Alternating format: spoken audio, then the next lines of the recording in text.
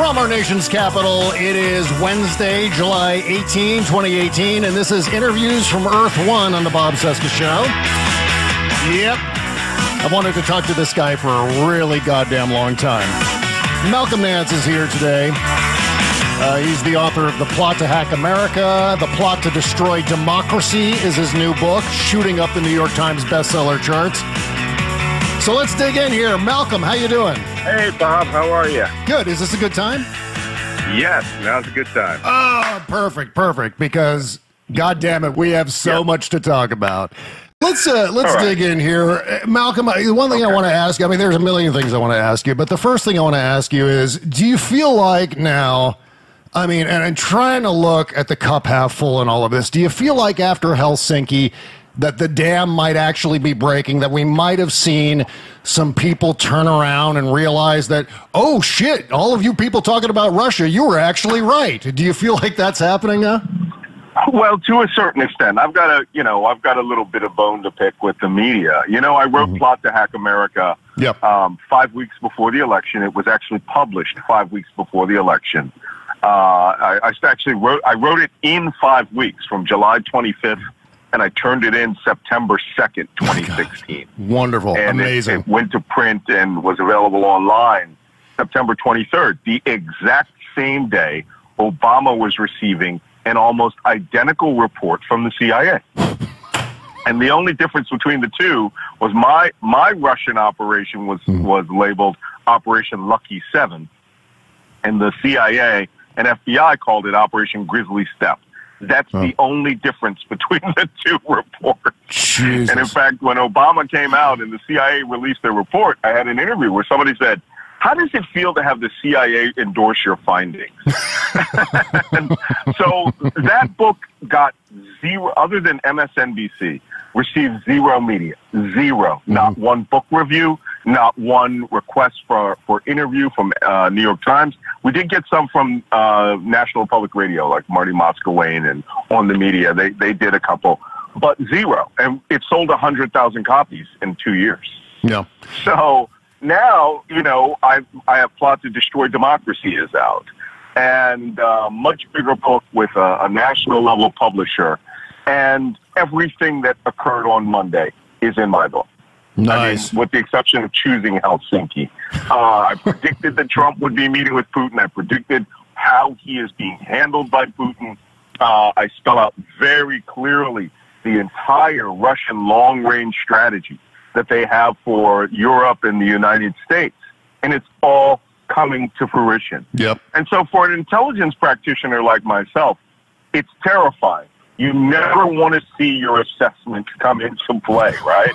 Theoretically, you have agencies and organizations and a White House that would take your assessment and start throwing resources at it and say, well, screw this. We're not going to let that happen to democracy. That's not happening here. What's happening here is we actually have a president who is furthering the plan that I wrote about in both of these books.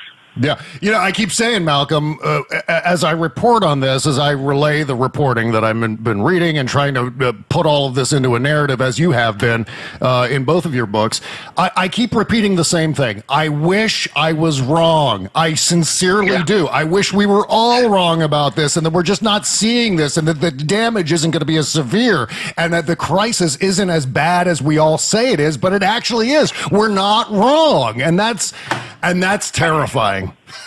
You're absolutely right. Yeah. It is terrifying because some of the more, you know, when I started with Joy Reid, the first time I'd ever seen Joy Reid was when I showed up on her soundstage the week that I think it was the 26th of July, the day after the DNC, you know, had that big Bernie Bro revolution. Yep. That was based on WikiLeaks leaving all that information out. And I had never met Joy Reid before. I had never done a segment with her.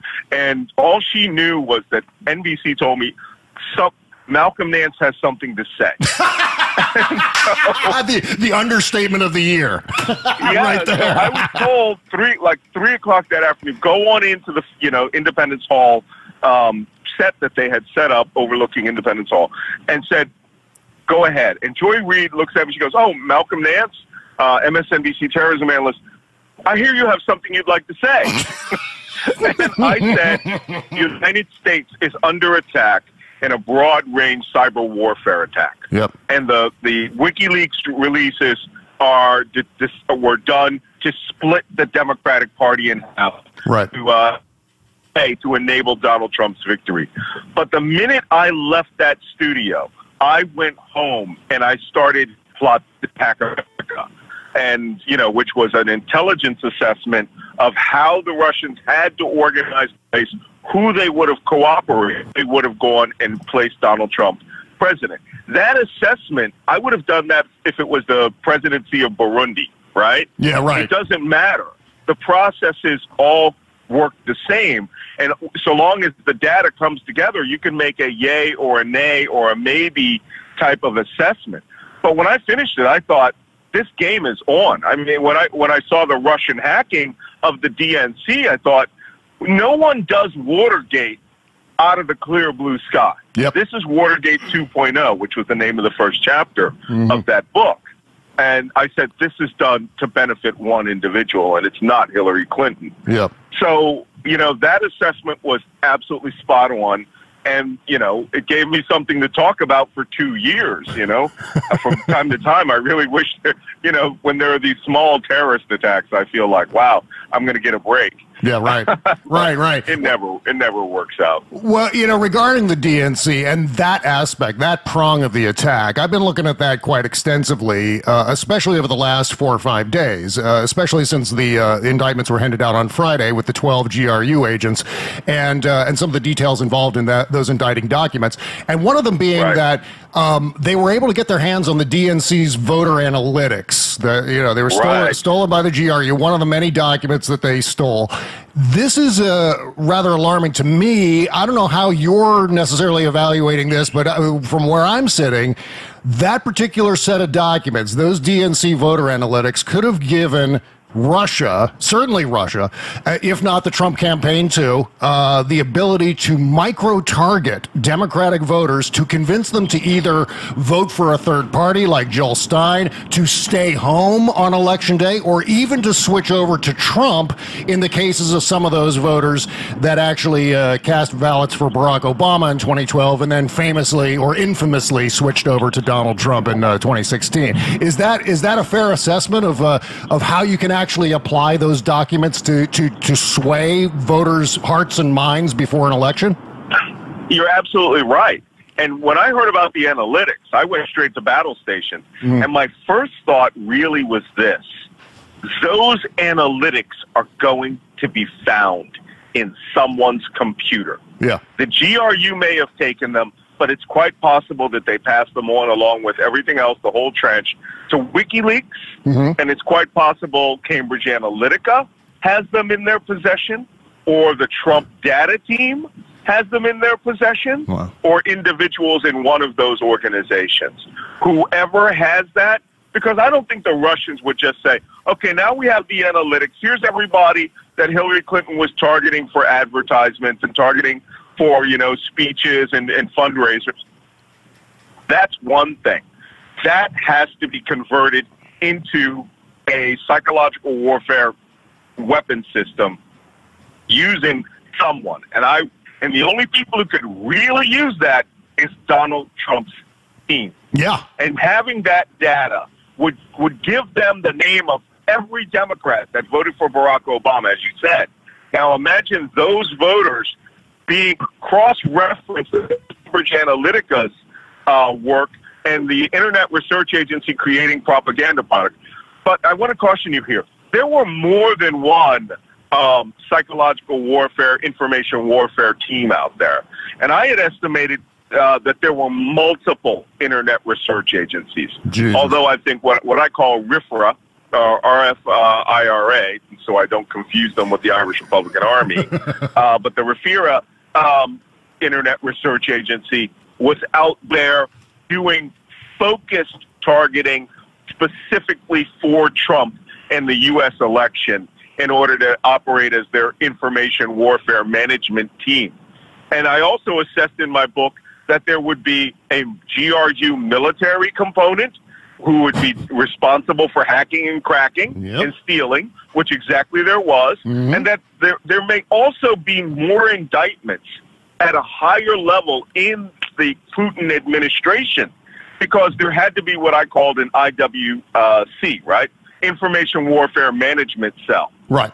And the Information Warfare Management Cell would be senior FSB officers, psychological warfare officers, human intelligence officers, propaganda ministry officers, all of whom would be operating as an integrated team to get that information that the Internet Research Agency and the GRU was stealing and developing product for.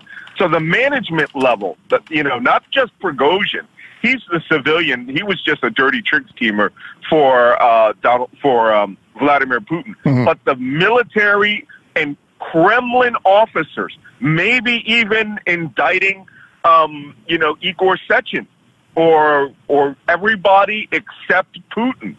If I was on this team, I'd be indicting the hell out of Putin. Yeah. There is I believe there's a bit of data where someone said that when they hacked Internet Research Agency, that they got a copy of the orders from the Kremlin. Wow. Yeah. Right? So when they find that, you can go after Putin personally. Well, there's actually been some theories that have been going around regarding that Mueller might actually have his sights set on Putin as well as the kingpin in all of this. I would. Yeah. I would. This is a fundamental attack on America. And unless you get at the individual who gave the orders, I mean, it would like saying you're going to have the Nuremberg trials and Hitler, if he was alive, wouldn't be indicted, right? No. Right. You have to go after the entire chain of command. And they have the chain of command. Because let me tell you, when we know the keystroke and log in of every individual on every watch that they stood at the GRU's own office, then we know who ordered them to do this. Yep. Let me ask you this, Malcolm. Why do you think no one's really looked into whether or not not necessarily votes were changed, like actual boards of elections being hacked and vote totals changed on election day, but more in terms of why hasn't it been looked at in terms of minds being changed by the disinformation campaign, by the propaganda? That seems to me as if it's the more appropriate way to look at it in terms of, well, they were engaged in this operation to change people's minds, and it looks like they did change people's minds. Is there any way to evaluate that and to come up with some sort of analytics that tell us whether or not those minds were changed by the propaganda or it was just an organic process? Well, I think the Senate Intelligence Committee is looking at that. They're looking at trying to get a measurement of how much influence was put into this campaign. I don't even like to use the phrase changing minds. Yeah. What was hacked here was, as I like to tell people, was not just the DNC servers. They hacked the mindset of the American public, and their vehicle was the U.S. news media. Mm-hmm. And this is why Trump's statement about Russia, if you're listening, the U.S. news media will reward you greatly. Konstantin Rykov was the head of Russia's first TV cable channel. He's the Ted Turner of Russia. And he wrote a Facebook post 2 days after the election of Trump, where he essentially confessed that he and the Trump team were communicating and taking part in this information warfare operation. And it's out there. It's called Rykov's Confession. That's RYKOV. Yep. Where he says, and I have it in my book, in the chapter on Donald Trump, that Trump DM'd him on the night of the re-election of Barack Obama, and when he offered for Russia to help him run for president, Trump DM'd him the thumbs up from his airplane, and 7 days later registered Make America Great Pact. This is 2012 that occurred. God. So, and then Rykov says that they wanted to go after the psychotypes, he called it, of American voters, and that Trump and their campaign had hired Cambridge Analytica to do this. This is 2 days after the election. Very few people knew about this, and he spelled out that it was a 4-year plan. And again, this guy is one of Putin's closest advisors. Yep. He's the Ted Turner of Russia, and Channel 1 television, TV 1 in Russia, was actually one of the first pioneers of using this Russian information warfare technique through television media. So he would know. And we really need to understand that it was the American public's mind that was hacked. Yeah. And the meta-narrative was simple. Hillary Clinton is a bitch, and you can't trust her, and don't vote for her, and Donald Trump is awesome. So the next thing that I think we have to talk about, just in general, certainly you and I, but just in generally speaking, is this revisionist history that took place yesterday with Donald Trump and the would versus wouldn't, and he misspoke, and just the entire lie that surrounded that. It was obvious to me that he was lying because he was talking, because he was saying words, and usually when Donald Trump says words, he's lying or exaggerating something. But was also clear to me that even in that context, he was still furthering the idea that no, that it wasn't the Russians, that it was in fact the Democrats perpetrating a hoax by making it seem as if their servers were hacked. In this case, the DNC server, which is why he keeps talking about where's the server, where's the server. He's actually still playing that conspiracy theory that it was the Democrats who pretended as if their server was hacked, and now they're trying to cover up the hoax by not letting the FBI investigators or Mueller's team or whoever have their email server, which is absolutely ludicrous in and of itself. Is that a good read? All of this stuff, everything you said, was spoken to Vladimir Putin in that meeting. You know, I worked at NSA. I spent a lot of time on the headphones, as we like to say. And I can tell a lot by what a person says immediately after a meeting. And granted, it's not a form of empirical, empirical scientific data collection, but it's data collection. And I can tell by the way a person inflects and what main themes that they hit on. It's usually the things that are on the top of their head or which they've spoken about recently. And for Trump to come out and lash out with the servers and all of that tells me that was just discussed in that meeting. Yep. And he was probably in there going, look, they're trying to tear me down. Putin was probably sympathizing with him. And he was going at his enemies in private. And then when he had a chance to tell the world, the only thing he forgot was the Seth Rich conspiracy, right? I mean, that's all that was missing from that story. Right. Was, that it was actually taken out by a flash memory and he was murdered by Hillary Clinton, which is coming next because he appears to be very unhinged. So, what more can we say? But whatever, the Helsinki conference or summit was such an amazing disaster. I mean, such a catastrophe for Donald Trump. But Donald Trump is too stupid to know it. Yeah. Yeah, and that's what made him such an easy target by Putin in the first place, is that he was easily manipulatable. Obviously, they had a psychological profile on him going in, and they were able to develop that through actually watching his moves. And, when he went to Russia and even back here. Well, I think there was a recent article by, I can't recall who wrote it, by someone who said that, Donald Trump has been working for the Russians since the 80s. Jonathan Chait. Jonathan Chait, yeah, that was exactly it. New York Magazine. I didn't read it because I don't read certain materials that come too close to my book, but he's wrong. The Russians had a lot of data about Donald Trump since 1982, and I assess all of that in my book because my chapter on Donald Trump comes from the perspective that Russia created these meta-narratives around him, these themes that they injected into his worldview so that his worldview, whether he knew it or not, was a Russian worldview. And so by surrounding him with people, rich people, money, who were constantly telling him, America bad, democracy bad, Russia good, our women are hot, and you should, they speak Russian in Crimea, including his 2-hour secret meeting at the Nobu restaurant with the 12 richest oligarchs of Russia. Donald Trump adopted their view, their perspective. And this is an information management or information warfare technique called perception. You know, as my Arabic instructor used to say, right? It's in you like the black is in your skin. You know? No, and it's true. Yeah. Trump now believes everything that Russia has framed around him, a framework of information. So no matter what he does or what he thinks, he will always default to Moscow's view. No matter what U.S. intelligence report is in front of him, it's a lie. Yeah. Right? And Trump, being a believer in conspiracy theory, probably went out there and was like, the CIA, bunch of liars. Well, the KGB officer, Buddy, told him. So now he's incorporated that into his life.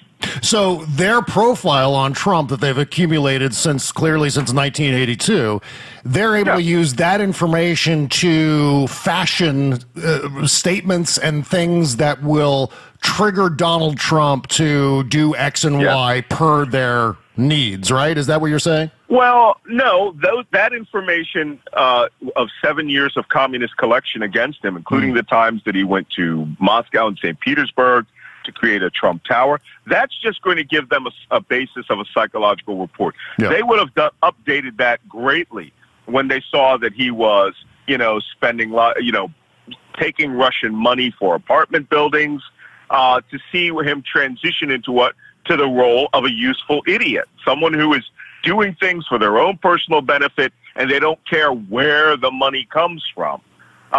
Then, after 2012, he becomes an unwitting asset. Unwitting in the sense that he doesn't know who's helping him between 2012 and 2013. I had said that Donald Trump, I'd said this on television many times, had become a witting asset on July 27th, 2017. And I now no longer even, believe that. I believe he became a witting asset in November 2013 when he met at the Miss Universe pageant and met with the oligarchs. I see. And so that was the starting point for him. That's when he became the... I think a deal was cut in there. Because from that day onward, his entire worldview was Moscow's worldview.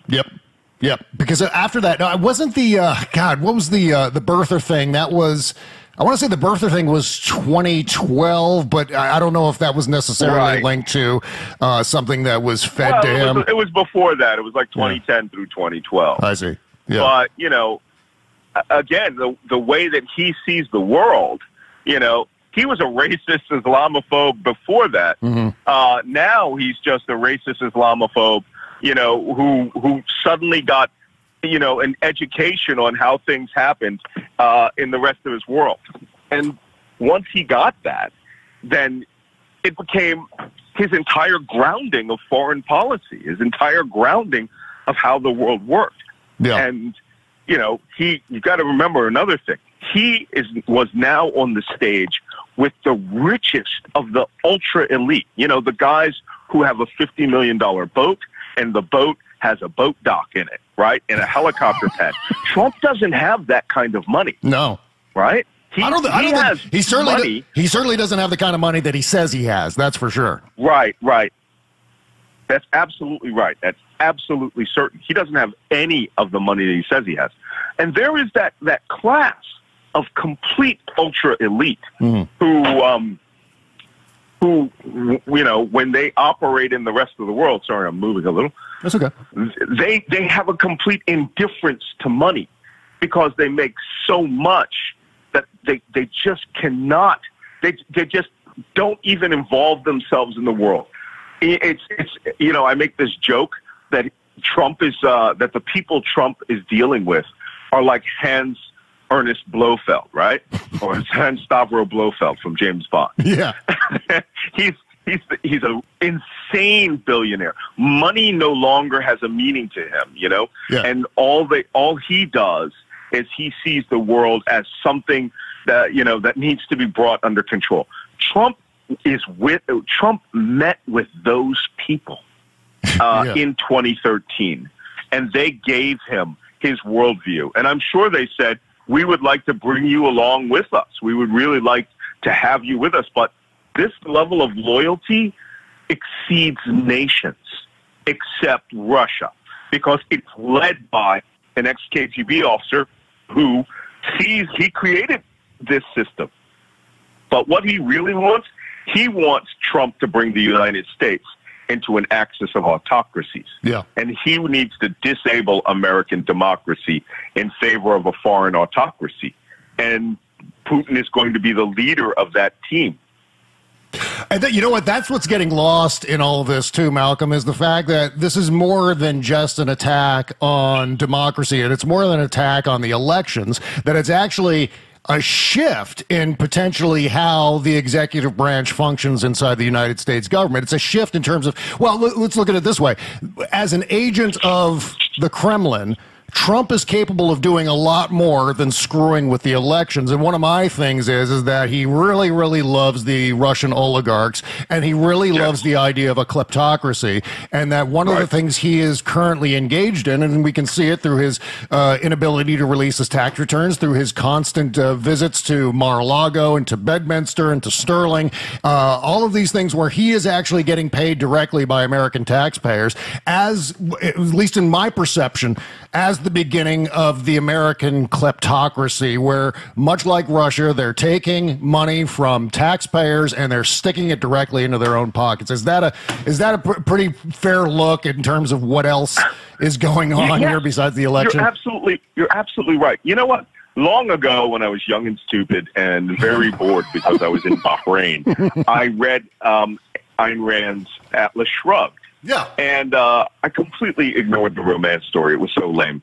But the one story that got me was how the young guy who came out of nowhere, who was sort of stupid, got hooked up in the syndicate that they had, right? Yeah. And that it built all of these cronies and sycophants into government, and that's supposedly what, the rich architect and the beautiful, John Galt and the beautiful Daphne were all running away from to their mountain resort of intellectuals in the Rockies, away from a government which was thoroughly corrupt and everyone was in it to make a buck, and that they were coordinating how bucks were made. That's precisely what is going on in this government. Yeah. There is no one that is in this government who that calls themselves a Trump supporter, that is not there to ride the coattails of Donald Trump's, supposed billions. But let me tell you something. You're right. That needs to happen for him to create an autocracy. And the way you do that is you get control of government, and then you work as hard as you can to make it so that you always win those elections, to a certain extent.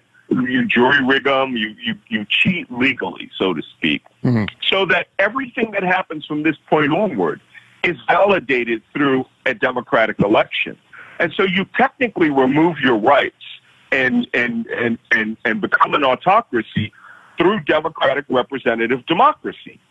And that's the evil part of this plan. We're going to vote ourselves out of our rights because 50% of the nation doesn't show up. 30% of the nation is so mobilized that they are willing to cheat at any cost whatsoever. Yep. And the ones that are doing it legitimately are boxed out through gerrymandering and a presidency that will put in voter registration laws, which I saw this morning. They were saying if the elections are being influenced by Russia, then we need 100% voter ID laws around America. This is the way that the American experiment will die. And I'm sorry, but I've been on, as you might know, on radio and television, and I've been all shouty McShoutface because I believe we're within 110 days of the end of American democracy. I really believe it. Within 110, did you just say 110 days? Did you just say? Yep. And the 2016 election, I'm sorry, the 2018 November midterm election will determine whether democracy lives or dies in this country. Yeah. If Democrats lose and they don't take the House at the very minimum or the Senate, we're done. Yeah. It's over and done for, because at that point there will be no guardrails. The Republican Party, I was a Republican most of my life because I was in the military. And right. That's what they tell you you're a Republican. I voted for Ronald Reagan. Ronald Reagan would come out pretty far to the low left right of the XY chart for liberalism versus conservatism. In today's Republican Party, he would be kicked out like Michael Steele, right? Oh, yeah. He's not even allowed to part. Michael Steele's not even invited to any official function. He's not allowed, and they won't let him in. So these guys have created the Trump Party, and the Trump Party is a kleptocracy. Yeah. And again, if I were doing a political assessment of the tribes of Papua New Guinea between Leh and Goroka, right? A place that I've actually been. I would come up with this exact same assessment. Yep. And you can believe the people in intelligence and law enforcement who are doing this investigation are coming up with the fact that these people are dirty as hell. When they get into the Manafort trial, which will really touch on a lot of the themes that the FBI is after, all of that Rick times 10 is Donald Trump. And I think the Manafort trial will panic him intensely to the point where he just may pardon Paul Manafort. Yeah, I'm completely prepared for that. I think that is one of those things that is pretty close to, I would say, in the range of 90% chance of happening. Yeah, well, Manafort's problem is he did everything in New York City. Oh, yeah. Well, right, which gives whoever the new attorney general is in New York an opportunity there, too. And I want to go back, too, with what you were saying about being a Republican. I tend to gravitate toward writers and thinkers and political scientists who were once Republicans and who are now not, who don't identify as that anymore, mainly because I used to be a Republican. I mean, I founded the Young Republicans Club at my high school, and I worked on the George H.W. Bush campaign in 1988. And and then I went out into the world and started to learn things, and suddenly I started to liberalize, and that's where I am now, of course. But now I'm looking at this Republican Party, and it's completely unrecognizable from where I was, 20, 30 years ago. And it seems to me as if it's now much more than just issues and policy. Now it appears as if the entire Republican Party is complicit in all of this. Is there any indication? Yeah. Is there any indication that Mueller is looking at members of Congress as well? Because we're talking about Rohrabacher, obviously, Nunes, Jim Jordan. I mean, Mitch McConnell and other Republicans received millions from Len Blavatnik. These last two, the first two major rounds of indictments, there were certain things he had to do right away. He had to go after Flynn. He had to go after Papadopoulos. He had to go after, Gates and Manafort right away, right out the box. Yeah. I like to tell this little story, which I know actually happened. This actually happened, and the way that I can tell is by, hey, I'm an intelligence guy. We rebuild activities on the basis of an observed activity, right? Like an airplane shows up in Cleveland and that was coming from Philadelphia. You don't have to tell me everything that happened. I know what happened from the moment that it got pulled out of a hangar in Philadelphia, right? Yeah. It miraculously shows up in Cleveland. We do this with like Russian bombers and Libyan, attack helicopters. We can tell what happened between A and B because things must happen between A and B. So you don't just miraculously appear. So when he went after Flynn, Papadopoulos, Manafort, Gates, and I can't recall the name of the Swiss guy. Oh, Alexander van der Zwaan with multiple A's. All of these people immediately came up in the counterintelligence component of this. These people, every dang one of them lied to the FBI. So that's easy fish, right? And so what you do is you gang pile onto these guys, and you go, all of you are indictable for some form of espionage. It was easy starting with Michael Flynn. He was a former general, director of Defense Intelligence Agency. So that guy you go after because he lied about a bunch of things, not just calling Kislyak 5 times. That's an easy fish. You go after him then for his meeting with Jared Kushner in the Russian embassy to ask for secure communications. his offer to kidnap a U.S. resident and secretly rendition him to the government of Turkey for like $5 million? Actually, I think it might have been $15 million. Yeah. All of these crimes, you go, hey, bro, here's what's going to happen. When we're done with you, your name is going to be equal to Aldrich Ames, Robert Hansen, and Benedict Arnold.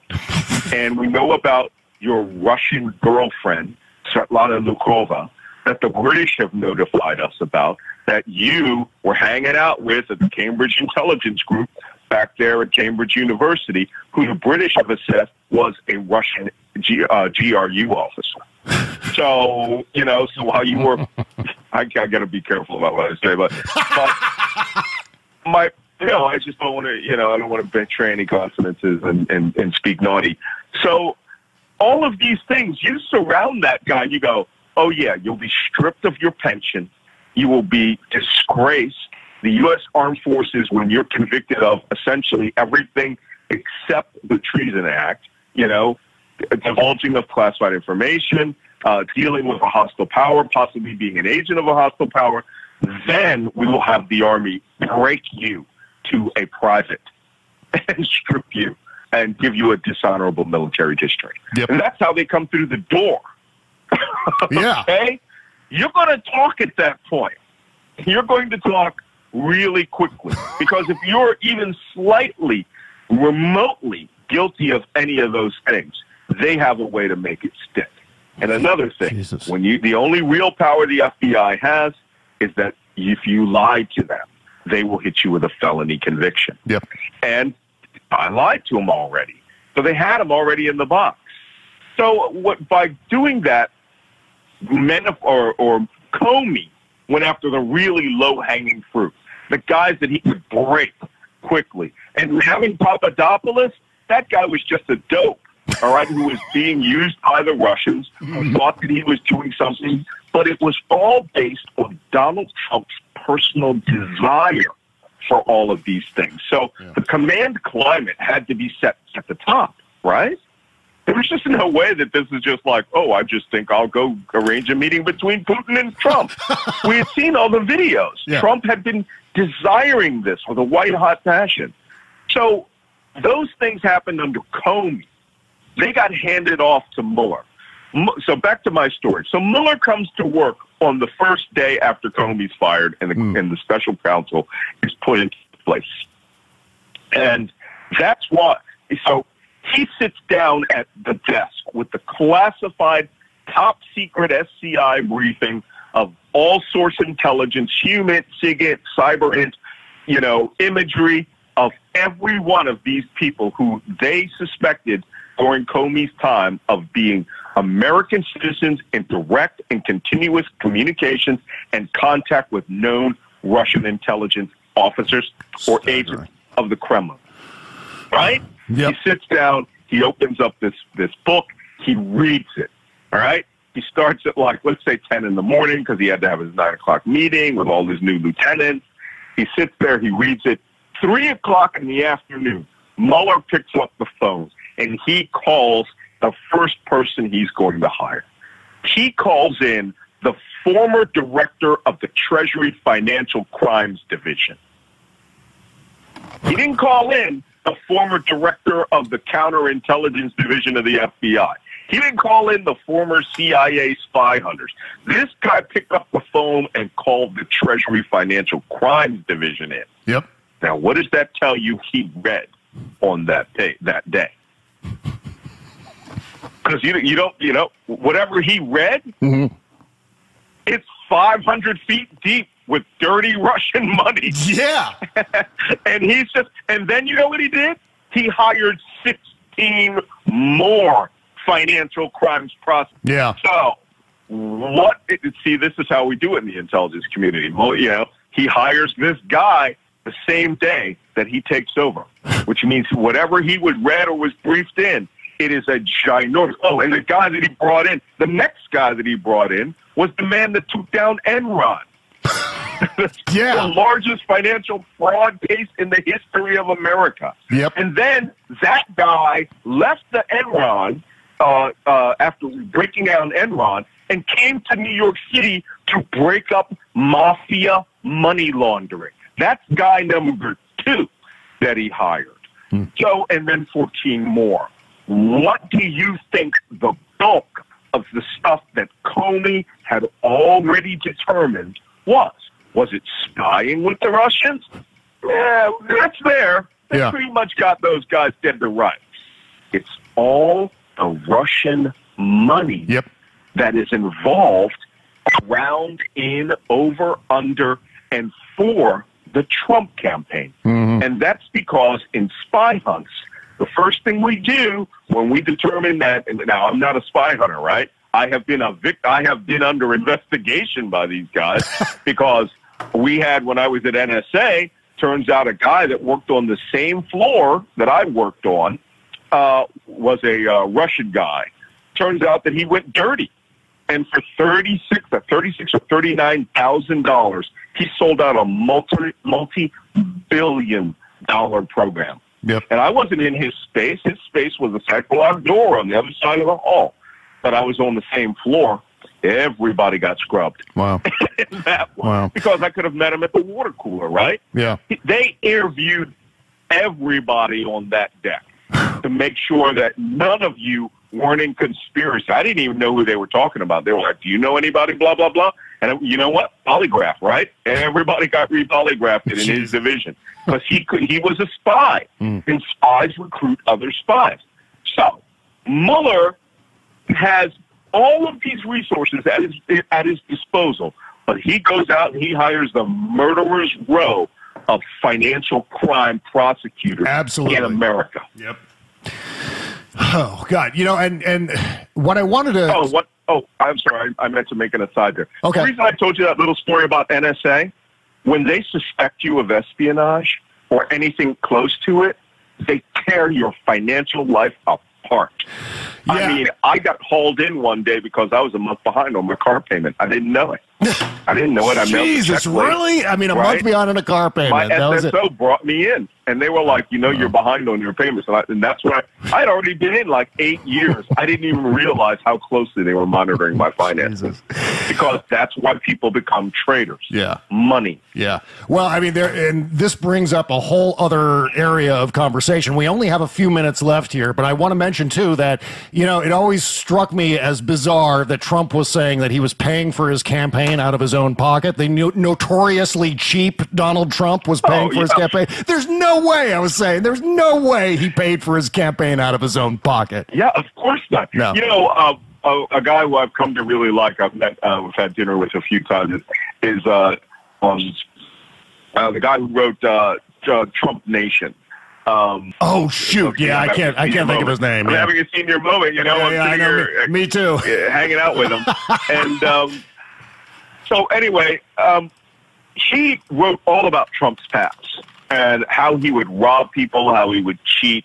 I heard a story from a friend who's in media. Timothy O'Brien. Timothy O'Brien is the other. Tim O'Brien. Yeah. I had Tom Robbins in my head. Okay. That's where my mind wants to go to some light-hearted, rom-com humor novel.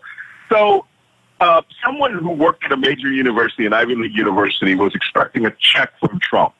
And I read this story that Trump was confronted about this pledge, which was like $2 or $3 million. And Trump pulls a checkbook out of his pocket and writes the check on there and says, "Here, I told you." And they were satisfied. The check immediately bounced.